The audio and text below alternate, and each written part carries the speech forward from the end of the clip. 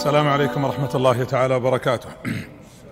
بسم الله الرحمن الرحيم، الحمد لله رب العالمين، وصلى الله وسلم وبارك على نبينا محمد وعلى آله وأصحابه أجمعين. اللهم لا سهل إلا ما جعلته سهلا وأنت تجعل الحزن إذا شئت سهلا. أيها الأحبة، إذا تحدث المتحدث أحيانا عن الصلاة يتوقع كثير من الناس أن الحديث عن الصلاة ما هو إلا موضوع تقليدي، ويتكلم البعض يقول: كيف نتحدث عن الصلاة في المسجد وأمام مصلين؟ يعني الحاضر مصلي وهو جالس في الصف الأول، وربما دخل المسجد قبلك وها هو يتنفل 4 ركعات قبل صلاة العصر ويرجو رحمة الله سبحانه وتعالى.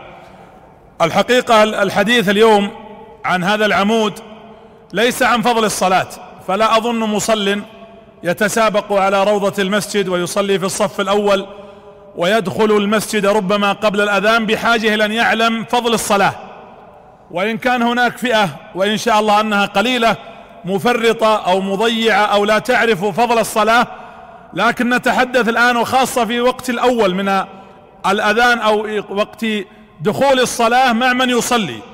الحديث عن كيف تقيم الصلاة في نفوسنا مرادها، يعني الصلاة لها روح ولها مضمون، ولذلك الله فرض الصلاة.